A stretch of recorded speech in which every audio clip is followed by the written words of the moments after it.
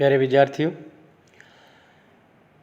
अगला टॉपिक है राजस्थान के भौगोलिक प्रदेश में चौथा जो भौगोलिक प्रदेश है वो चंबल बेसिन प्रदेश है। इसमें पहला है भौतिक स्वरूप। भौतिक स्वरूप के अंतर्गत हम सामान्य परिचय को लेंगे।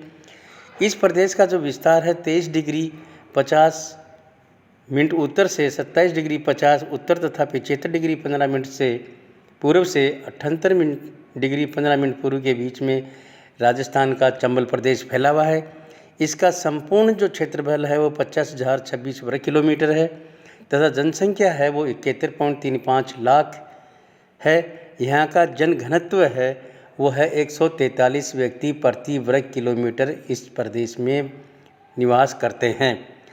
यहाँ ये जो चंबल प्रदेश है वो राजस्थान के भरतपुर, धौलपुर, सवाई माधोपुर, बूंदी, कोटा, बारा, झालावाड़, टोंक जिलों में सम्मिलित है।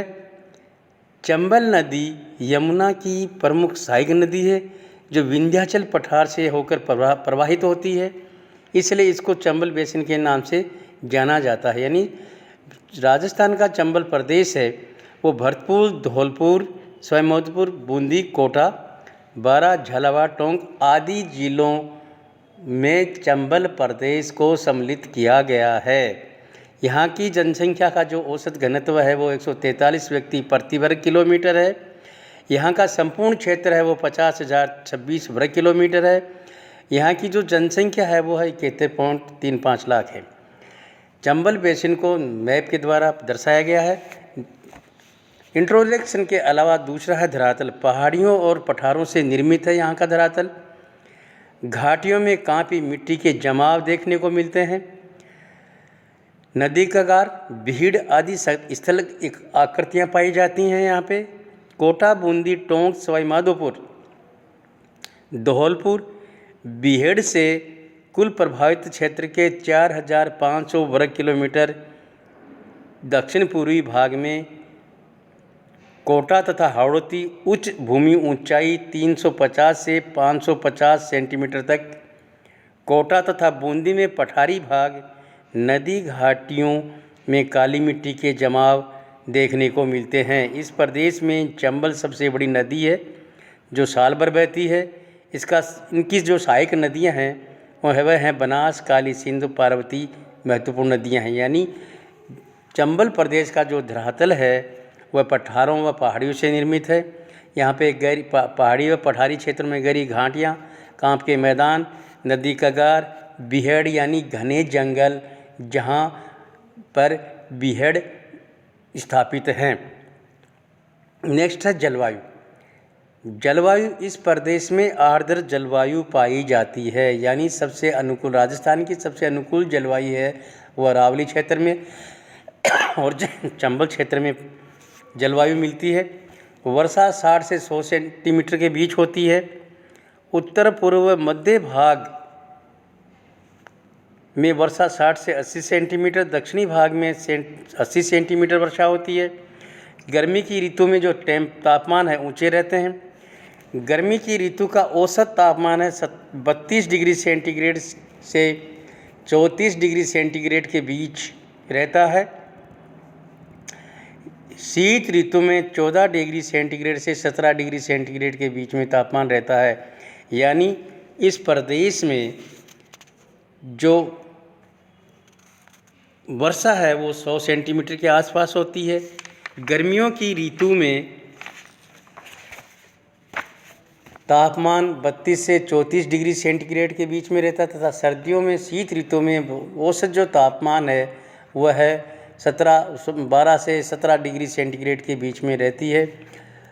इस प्रदेश में चक्रवातों द्वारा वर्षा होती है। नेक्स्ट है मिट्टियाँ।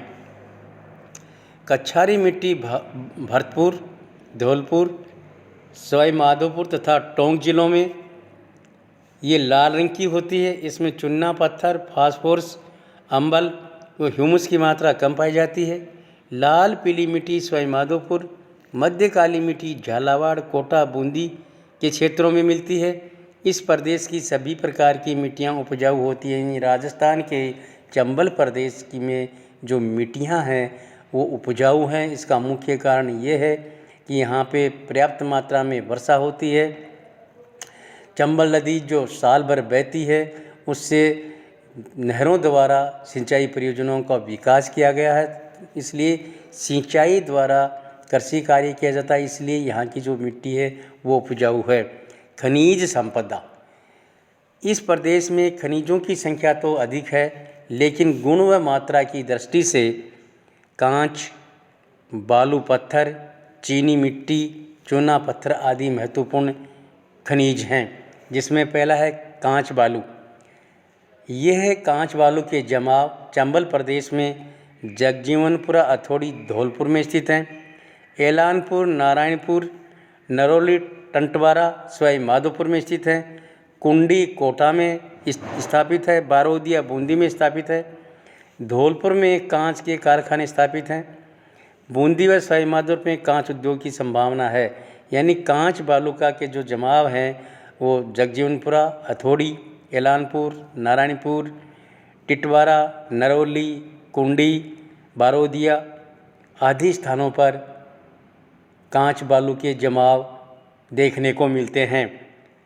इसके अलावा धौलपुर ज़िले में कांच का कारखाना स्थापित किया गया, जहाँ पे कांच का सामान बनाया जाता है। चीनी मिट्टी का वशु व रायसोना सवाई माधोपुर में, यानी सवाई माधोपुर ज़िले में चीनी मृत्तिका के जमाव हमको देखने को मिलते हैं। लोहा, झालावाड़ ज़िले के डाम व पादरपाल नामक स्थानों पर लोहे के जमाव देखने को मिलते हैं। बेरिलियम धौली, शंकरवाड़ा, माधोराजपुरा जो टोंक ज़िले में स्थित है, वहाँ पे देखने को बेरिलियम के भंडार पाए जाते हैं। तांबा, झालावाड़ व कोटा जिलों के आसपास के क्षेत्रों में तांबा के जमाव है।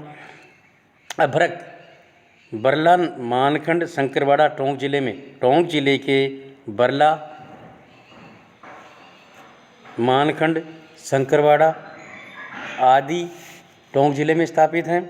इस प्रदेश के उत्तरी पूर्वी भागों की अपेक्षा खनिज मध्य व दक्षिणी भागों में अधिक उपलब्ध होते हैं। सांस्कृतिक स्वरूप में नेक्स्ट है वनस्पति। इस प्रदेश की जो वनस्पति है वह है शुष्क सागवान, शुष्क पतझड़ के वन मिलते हैं। राजस्थान के चंबल प्रदेश में शुष्क सागवान व शुष्क पतझड़ के वन मिलते हैं। यहाँ की मुख्य जो वनस्पति है वह धोकड़ा है। आम, गुल्लर, जामुन, बबूल, बरगद आदि वृक्ष व मिट्टी अच्छी होती है, वहाँ पर सागवान वृक्ष पाए जाते हैं। सांस्कृतिक स्वरूप के अंतर्गत जनसंख्या। इस प्रदेश की जनसंख्या 2011 की जनगणना के अनुसार 136.7 लाख थी। वह जनसंख्या का घनत्व 292 व्यक्ति प्रति वर्ग किलोमीटर निवास करते हैं तथा जनसंख्या का न्यूनतम जो घनत्व है वो टोंक जिले में 198 व्यक्ति प्रति वर्ग किलोमीटर निवास करते हैं। सबसे अधिकतम जनसंख्या 503 व्यक्ति भरतपुर जिले में निवास करते हैं। गत शताब्दी में 2011 में झालावाड़ में न्यूनतम वृद्धि दर 19.5% तथा कोटा में अधिकतम वृद्धि दर 24.34% रिकॉर्ड की गई है। स्त्री पुरुष जनसंख्या का जो अनुपात है वो 845 धौलपुर में तथा अधिकतम 949 टोंक में पाया जाता है। यह देखा जा रहा है कि जिन क्षेत्रों में आर्थिक विकास में अधिक तीव्रता आई है वहाँ पर जनसंख्या उतनी ही तीव्र गति से बढ़ती जा रही है।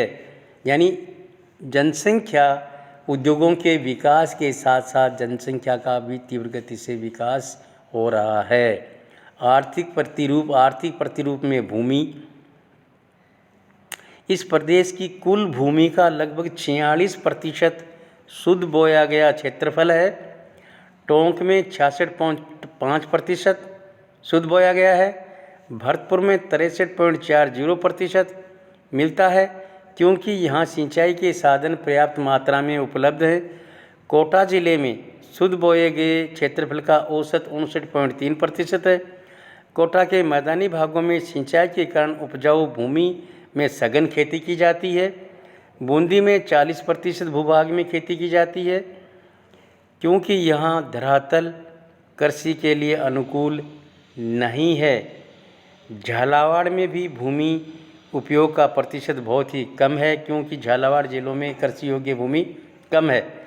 इसका मुख्य कारण है धरातलीय विषमताएं। इस प्रदेश में धरातलीय कठिनाइयां होने के कारण भूमि का उपयोग कम होता है, यानी इस प्रदेश में कृषि योग्य भूमि है वो पर्याप्त मात्रा में नहीं है। नेक्स्ट है फसलें। रबी की फसल अधिक महत्वपूर्ण है, यानी राजस्थान के चंबल प्रदेश में रबी की जो फसल है वो अधिक महत्वपूर्ण है। इसका मुख्य कारण ये है कि यहाँ पर सिंचाई के साधन पर्याप्त मात्रा में उपलब्ध हैं। चना, ज्वार, बाजरा, गेहूँ मुख्य फसल है। जौ, तिलहन की फसल भी महत्वपूर्ण स्थान रखती है। उत्पादन में महत्व की दृष्टि से गेहूँ की फसल प्रमुख है। बोया जाने वाला क्षेत्रफल बूंदी में 30%, सवाई माधोपुर में 17%, कोटा में 16%, भरतपुर में व धौलपुर में 13.5%। राजस्थान के संदर्भ में कोटा में गेहूँ 7.8% भूभाग में पैदा किया जाता है।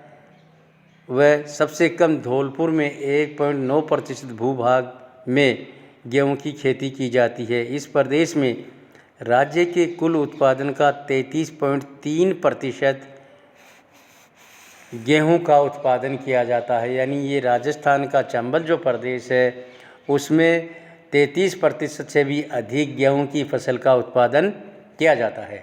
दालों में चना महत्वपूर्ण है। ज्वार, बाजरा में कोटा 21%, बूंदी व टोंक में 18.7% भूभाग में, तिलहन भरतपुर, धौलपुर, कोटा, बूंदी आदि जिलों में तिलहन की खेती की जाती है। यानी ज्वार बाजरा है वह कोटा, बूंदी व टोंक जिलों में बाजरे व ज्वार की खेती की जाती है। तिलहन की जो खेती है वो भरतपुर, धौलपुर, कोटा, बूंदी आदि जिलों में की जाती है। जौ की फसल टोंक, सवाई माधोपुर, बूंदी तथा भरतपुर में की जाती है। गन्ना बूंदी जिले में 30% भूभाग में गन्ने की फसल का उत्पादन किया जाता है। इसके अलावा बूंदी जिले में कुल बोई भूमि के 10% भूभाग में चावल की खेती की जाती है। इसके अलावा कोटा, भरतपुर, सवाई माधोपुर व झालावाड़ में भी कृषि फसलों का उत्पादन किया जाता है तथा चावल की खेती भी की जाती है। सिंचाई। अर्धशुष्क जलवायु के कारण सिंचाई बहुत कम आवश्यकता में है। 14% भूभाग में ही सिंचाई द्वारा कृषि फसलों का उत्पादन किया जाता है। भरतपुर में सबसे अधिक सिंचाई की जाती है। सिंचाई के अंतर्गत आने वाला क्षेत्रफल भरतपुर में 26.5%, टोंक 15%, सवाई माधोपुर 13%, बूंदी 12%, कोटा 10% भूभाग में सिंचाई द्वारा कृषि फसलों का उत्पादन किया जाता है।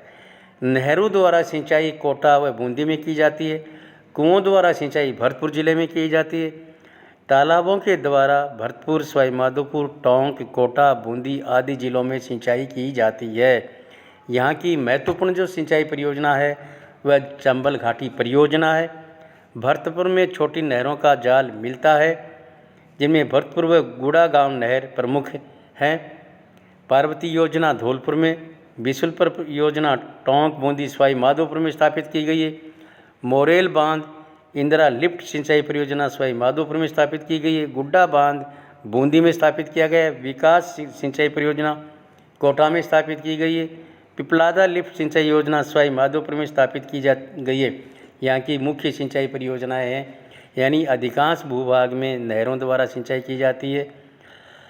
इसके अलावा कुओं द्वारा भरतपुर जिले में सिंचाई की जाती है। तालाबों द्वारा भी सिंचाई की जाती है। और नहर यहाँ पर चंबल नदी जो साल भर बहती है, वहाँ पर सिंचाई परियोजनाओं द्वारा सिंचाई कार्य किया जाता है। पशु संपदा। पशु संपदा में गोवंश की भरतपुर व धौलपुर में मेवात नस्ल की गायें भरतपुर व धौलपुर में पाली जाती हैं। इसके अलावा भरतपुर व धौलपुर के पश्चिमी भागों में नथ नस्ल की गायें पाली जाती हैं। सवाई माधोपुर व टोंक जिलों में हरियाणा नस्ल, झालावाड़ व कोटा में मालवी नस्ल की गायें पाली जाती हैं। गोवंश का राजस्थान की कुल 1997 का लगभग 23.46% इस प्रदेश में मिलता है। यानी इस प्रदेश की जो मिट्टी है वो पथरीली है, कांप मिट्टी है। चिकनी मिट्टी होने के कारण यहाँ पर लगभग 23% भूभाग में गायें अधिक पाली जाती हैं।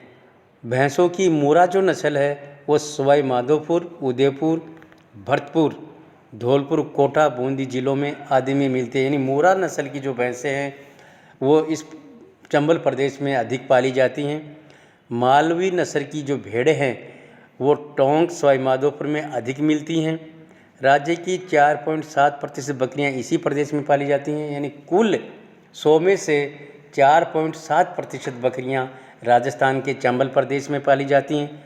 घोड़ा कोटा व झालावाड़ ज़िले में मिलते हैं। यानी घोड़े हैं ना वो झालावाड़ व कोटा ज़िलों में अधिक पाले जाते हैं। इस प्रदेश में गोवंश भैंसों की दृष्टि से महत्वपूर्ण, यानी राजस्थान का चंबल जो प्रदेश है वह गोवंश व भैंसों की दृष्टि से महत्वपूर्ण माना जाता है। इसका मुख्य कारण ये है कि यहाँ पर सिंचाई के साधन पर्याप्त मात्रा में उपलब्ध हैं, वर्षा अधिक होती है, मिट्टी पथरीली है, कांपी मिट्टी पाई जाती है, काली मिट्टी के जमाव पाए जाते हैं। इसलिए यहाँ पे गोवंश व भैंस से अधिक पाली जाती हैं। इस प्रदेश की अधिकांश जो अर्थव्यवस्था है वह पशुओं पर ही निर्भर करती है। परिवहन, चंबल क्षेत्र में परिवहन की स्थिति बड़ी दयनीय है। यानी इस प्रदेश में का जो परिवहन है उसका विकास पर्याप्त मात्रा में नहीं हुआ है, क्योंकि यहाँ की स्थलाकृतिक तथा जल व्यवस्था संबंधी कठिनाइयाँ होने के कारण यहाँ पर अनेक प्रकार की कठिनाइयों का सामना करना पड़ता है परिवहन के विकास को विकसित करने में। इस प्रदेश में राष्ट्रीय राजमार्ग नंबर 11 भरतपुर से बीकानेर होकर गुजरता है। राष्ट्रीय राजमार्ग 3 धौलपुर से मुंबई को जाता है। अजमेर, बूंदी, कोटा, झालावाड़, उज्जैन यहाँ का मुख्य मार्ग है। जयपुर, टोंक, देवली इस प्रदेश के ये मुख्य मार्ग हैं जो यातायात के साधन हैं। नेक्स्ट है उद्योग धंधे। चंबल बेसिन में औद्योगिक क्षेत्रों में पिछड़ा हुआ माना जाता है। यानी चंबल बेसिन औद्योगिक दृष्टि से पिछड़ा हुआ क्षेत्र है, क्योंकि यहाँ पर धरातलीय विषमताएं होने के कारण पर्याप्त मात्रा में उद्योगों का विकास नहीं हो पाया है। प्रदेश में कार्यशील जनसंख्या का केवल 5.2% ही उद्योगों में संलग्न है। यानी कुल जो जनसंख्या है जनसंख्या है कार्यशील, उसका 5.2% जनसंख्या ही उद्योगों में कार्य कर रही है। कोटा मुख्य रूप से औद्योगिक नगरी है, जिसमें सूती वस्त्र उद्योग, रासायनिक उद्योग, इंजीनियरिंग उद्योग, अनेक प्रकार के कुटीर उद्योग स्थापित किए गए हैं। चीनी उद्योग केशवरायपाटन बूंदी में स्थापित की गई। यानी चीनी का कारखाना है वो बूंदी जिले के केशवरायपाटन में स्थापित किया गया है। सीमेंट का कारखाना बूंदी जिले के लाखेरी में स्थापित किया गया है। सवाई माधोपुर में कांच उद्योग स्थापित किया गया है। धौलपुर में खाद बनाने का कारखाना स्थापित किया गया है। कोटा के गुसरंडा, सवाई माधोपुर आदि में केंद्रित है। यानी धौलपुर में खाद बनाने का कारखाना, इसका अलावा खाद बनाने के जो कारखाने व कोटा व सवाई माधोपुर में स्थापित किए गए। चीनी के कारखाने भरतपुर, कोटा व सवाई माधोपुर में स्थापित किए गए। झालावाड़ जिला औद्योगिक क्रियाओं में काफ़ी पिछड़ा हुआ। यानी झालावाड़ जिले का जो उद्योग है वो पिछड़ा हुआ है। इसलिए औद्योगिक दृष्टि से राजस्थान का चंबल प्रदेश पिछड़ा हुआ माना जाता है। प्रिय विद्यार्थियों, ये राजस्थान के 4 भौगोलिक प्रदेश हैं। इन चारों भौगोलिक प्रदेशों को यदि आपने अच्छी तरह से पढ़ लिया, समझ लिया और एक एक टॉपिक, जैसे थार का मरुस्थल, थार के मरुस्थल के अंदर भौतिक स्वरूप है जिसमें सामान्य परिचय आ जाएगा। धरातल है, जलवायु, तापमान, वर्षा, आर्द्रता, मिट्टी है, मिट्टी के अलावा खनिज संपदा, वनस्पति, ये आते हैं भौतिक स्वरूप में। सांस्कृतिक स्वरूप में जनसंख्या आती है और आर्थिक प्रतिरूप में भूमि, फसलें, सिंचाई, पशु, परिवहन, उद्योग धंधे ये आते हैं आर्थिक प्रतिरूप में। इन चारों भौगोलिक प्रदेशों के ये 3 जो प्रारूप हैं, जिसके अंदर भौतिक स्वरूप, सांस्कृतिक स्वरूप और आर्थिक स्वरूप, इनको अच्छी तरह से आपने पढ़ लिया तो संपूर्ण राजस्थान का भूगोल, जो आपका सेकंड पेपर है ज्योग्राफी ऑफ राजस्थान, इसका संपूर्ण ज्ञान आपको हो जाएगा। आपको संपूर्ण सिलेबस पढ़ने में किसी प्रकार की कोई भी कठिनाई नहीं होगी, क्योंकि आपका संपूर्ण जो सिलेबस है वो यही है, जिसमें धरातल, जलवायु का अलग है, मिट्टी का एक चैप्टर है, खनिज का चैप्टर अलग है, वनस्पति का चैप्टर अलग है, जनसंख्या का चैप्टर अलग है, भूमि है, सिंचाई के साधनों का चैप्टर अलग है, पशु संपदा है, ऊर्जा संसाधन है, खनिज संसाधन है, उद्योग धंधे हैं, परिवहन है। इनके संपूर्ण ये आपका जो सिलेबस है वो इसी में संपूर्ण में कवर हो जाता है। इसे मेरे विद्यार्थियों से निवेदन है कि इस राजस्थान के भौगोलिक प्रदेश को सही तरीके से ढंग से पढ़ने का श्रम करें। धन्यवाद।